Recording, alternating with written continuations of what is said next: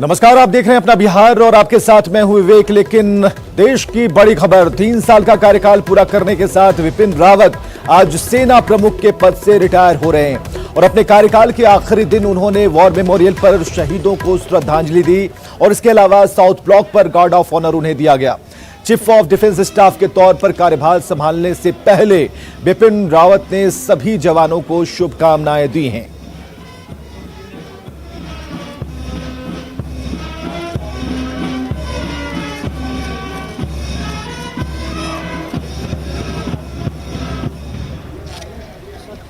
तो कल सीडीएस पद की लेंगे शपथ। विपिन रावत होंगे देश के पहले सीडीएस और इससे पहले उन्हें गार्ड ऑफ ऑनर दिया गया है। सभी को शुभकामनाएं उन्होंने दी हैं। आज रिटायर हो रहे हैं और कल सीडीएस पद की विपिन रावत शपथ लेने वाले हैं। तो विपिन रावत कल इन्हें देश के पहले सीडीएस के तौर पर पदभार ग्रहण करेंगे और आज रिटायर हो रहे हैं विपिन रावत। और ये तस्वीरें जो हैं, ताजा तस्वीरें हम आपको दिखा रहे हैं। Today, as I demit the office of the Chief of Army Staff of the Indian Army, I wish to convey my gratitude and compliments to the soldiers, the rank and file of our Indian Army, who have stood steadfast under challenging circumstances and have performed their duty in keeping with the traditions of our armed forces. Today, as I stand here before you, I wish to specially convey my compliments to those soldiers who are deployed on the northern, western and our eastern borders, braving this winter cold and the icy winds as they stand steadfast, performing their role and tasks without hesitation.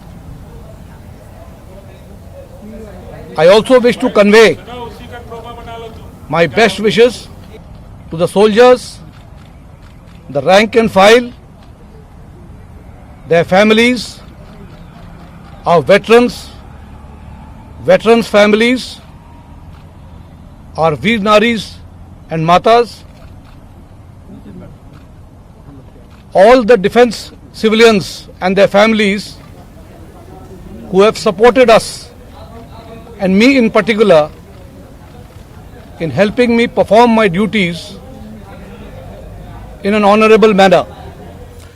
और इसके साथ ही lieutenant general Manoj Mukund Naravane आज general Vipin Rawat से सेना प्रमुख का कार्यभार ग्रहण करेंगे। लेफ्टिनेंट जनरल नरवाणे फिलहाल उप सेना प्रमुख की जिम्मेदारी निभा रहे हैं। तो आज नए सेना प्रमुख भी सामने आ रहे हैं और जनरल रावत की जगह लेंगे नरवाणे। और कौन है नरवाणे, इनके बारे में जो जानकारी हम आपको दिखा रहे हैं उसके मुताबिक एक लंबा करियर है। श्रीलंका में शांति मिशन दल का भी हिस्सा रह चुके हैं नरवाणे और इसके अलावा म्यांमार में भारतीय दूतावास में 3 साल तक भारत की रक्षा अताशे रहे हैं और नरवाणे साल 2017 में गणतंत्र दिवस परेड के कमांडर भी थे। तो कई उपलब्धियां इनके नाम हैं और जनरल रावत की आज जगह लेंगे नरवाणे।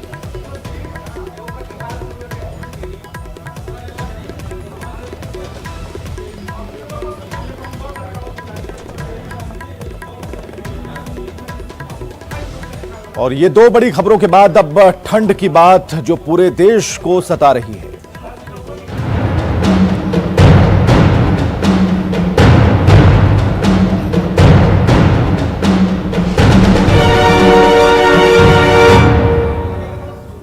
तो बिहार झारखंड के साथ ही पूरे उत्तर भारत में कड़ाके की सर्दी पड़ रही है। पूरा बिहार इन दिनों ठंड की चपेट में है। सर्द हवाओं ने लोगों की परेशानियां बढ़ा दी हैं और ये तस्वीरें हम आपको दिखा रहे हैं जो छपरा से, गोपालगंज से सासाराम से, राजधानी पटना से, दानापुर से और खगड़िया से हैं, जहां ठंड ने लोगों का जीना मुहाल कर रखा है। ठंड के मद्देनजर बिहार में मौसम विभाग की तरफ से ऑरेंज अलर्ट जारी किया गया है। कई जगहों पर अलाव की व्यवस्था नहीं हो पाई है, जिससे लोगों को परेशानियां हो रही हैं। शीतलहर की वजह से पारा गिरता जा रहा है और हालात ऐसे हैं कि लोगों का घरों से निकलना मुश्किल हो गया है।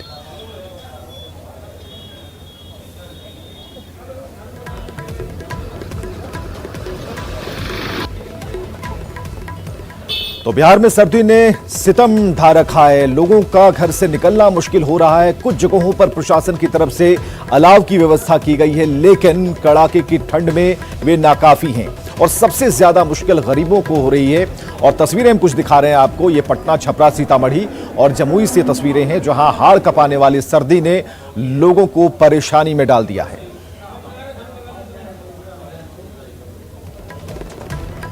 तो ठंड पड़ रही है और छपरा में भी लोग परेशान हैं। आज सुबह से ही घना कोहरा है, साथ ही हवाओं ने कनकनी बढ़ाई है।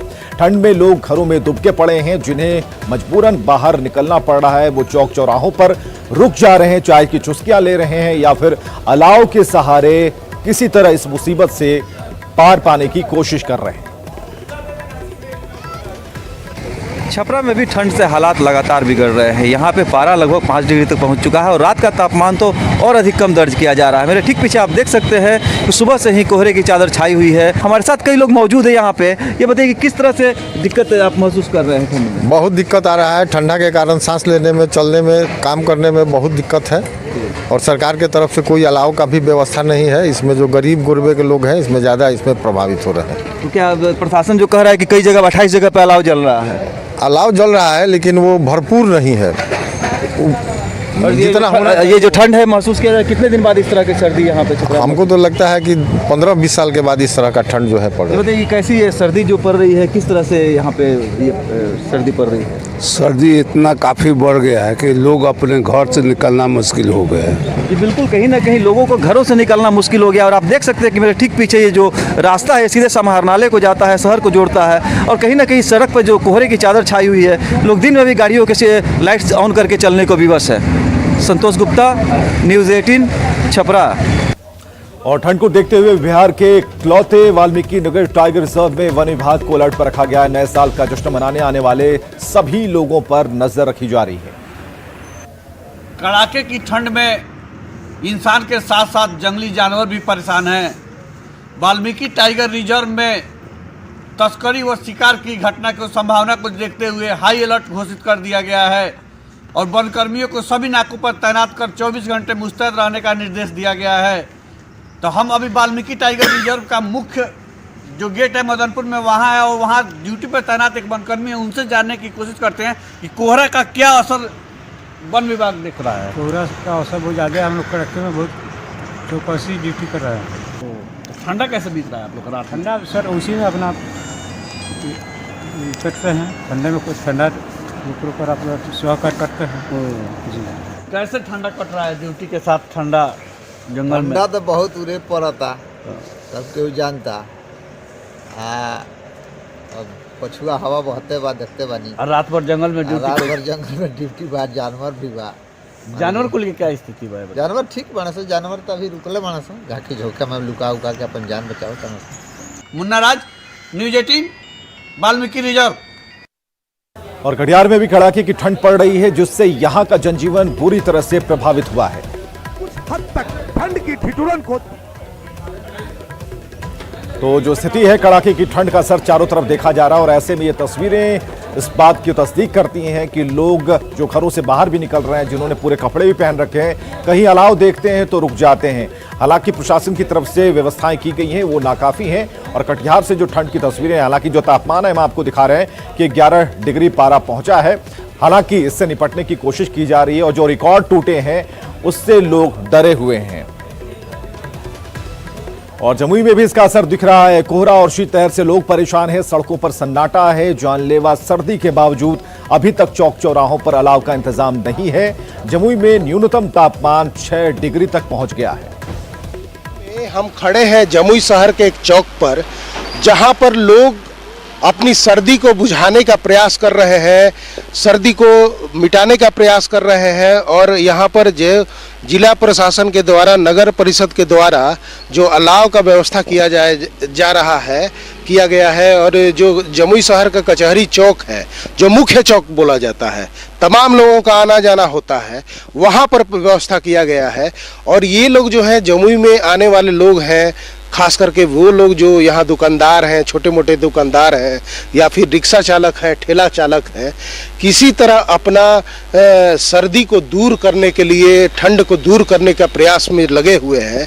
इनसे हम जानना चाहेंगे। अच्छा, एक बात बताइए, कितना देर से जल रहा है? लगभग 1 घंटा से जल रहा है सर।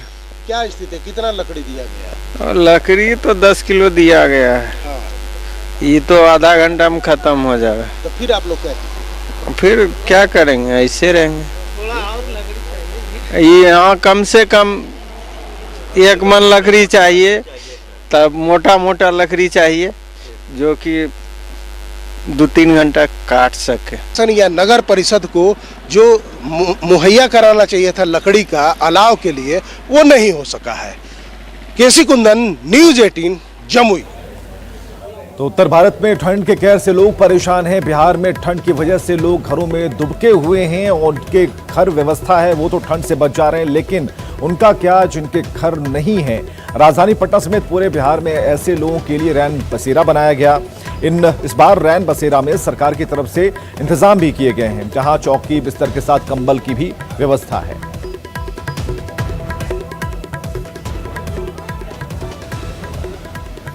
तो राजधानी पटना की बात करते हैं। कड़ाके की ठंड है, कोहरा भी कहर बरपा रहा है। आज सुबह पटना का तापमान 6 डिग्री के पास है तो विजिबिलिटी 10 के करीब, और सफेद कोहरे के बीच गाड़ी चलाना लोगों के लिए मुसीबत का सबब है।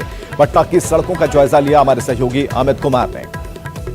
सितम जारी है और तापमान की बात करें तो तापमान तकरीबन 6 के आसपास पटना का पहुंच चुका है। विजिबिलिटी जो है वो 10 के आसपास है। और यहाँ पे देख सकते हैं कि पटना में इस वक्त कुहासे की जो चादर है वो पूरे शहर को अपने आगोश में लिए हुए है। पूरा शहर जो है वो कोहरे के जद में है और विजिबिलिटी 10 के आसपास है। लोग किसी तरह वाहन चला रहे हैं, अपने गंतव्य स्थान पे जा रहे हैं। विजिबिलिटी कम होने के कारण गाड़ियों की रफ्तार जो है वो काफ़ी धीमी हो चुकी है। लोग किसी तरह से गाड़ियों को चलाते हुए अपने गंतव्य स्थान पे जा रहे हैं और जो है उम्मीद की जा रही है कि दोपहर होते होते जो है विजिबिलिटी थोड़ी साफ़ होगी, जो बादल हैं वो साफ़ होगा और जो है सूरज आ रहेगी। उसके बाद जो है लोगों को राहत मिलेगी। लोग से बात भी करते हैं। ये बताइए, विजिबिलिटी काफ़ी कम है, गाड़ी चलाने की काफ़ी सर भी दिक्कत हो रही है गाड़ी चलाने में। ठंड तो काफ़ी ज़्यादा है। काफ़ी ज़रूरी काम होगी तभी आपको? हाँ, अभी थोड़ा स्टेशन जाना, इसके लिए हम जल्दी में निकले हैं। समझ सकते हैं कि आवश्यक काम है, इसी कारण से ये लोग जो हैं वो अपने घरों से निकल रहे हैं। स्टेशन जाना था इसलिए ये घर से निकले हैं। देख सकते हैं कि किस तरह से गाड़ियों की रफ्तार बेहद कम है। अमूमन जो है ये बेली रोड जो है इस पे गाड़ियाँ जो है सड़क पर भागती नज़र आती है, लेकिन आज यहाँ पे जो गाड़ियाँ हैं वो काफ़ी धीरे चल रही है। विजिबिलिटी कम होने के कारण गाड़ियों की रफ्तार जो है वो काफ़ी कम हो चुकी है। कैमरा पर्सन मनीष जुनेजा के साथ अमित कुमार, न्यूज़ 18 पटना। चलिए ठंड की खबरों से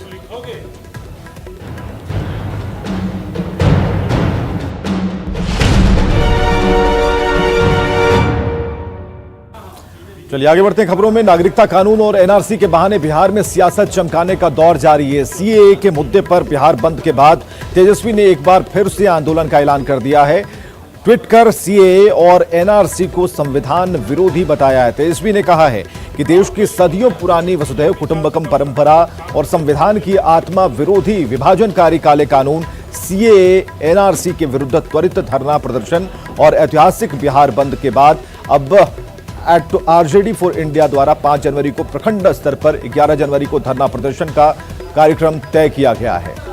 तो ये घोषणा की गई है तेजस्वी की तरफ से कि ये आंदोलन जारी रहेगा और जो विरोध करते आ रहे हैं वो विरोध भी लगातार जारी है। तो आप तेजस्वी के तेवर को समझ सकते हैं कि जो बातें उन्होंने लिखी हैं उसमें आह्वान किया अपने तमाम समर्थकों से, कार्यकर्ताओं से कि किस तरीके से आपको सामने आना है, विरोध दर्ज कराना है और जो व्यवस्थाएं हैं उन्हें किसी भी तरह से डिस्टर्ब न करते हुए भी अपना विरोध जताते रहना है।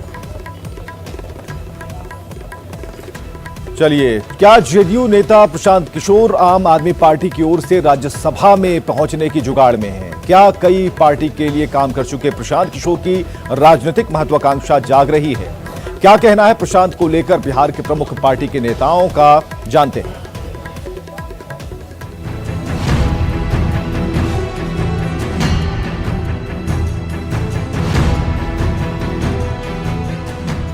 क्योंकि जदयू यहाँ पर बड़ी पार्टी रही ही है, आज से नहीं 2004 से है। और भाजपा के साथ जो जदयू का गठबंधन है उसमें जदयू बड़ी पार्टी के तौर पर ही लड़ती रही है।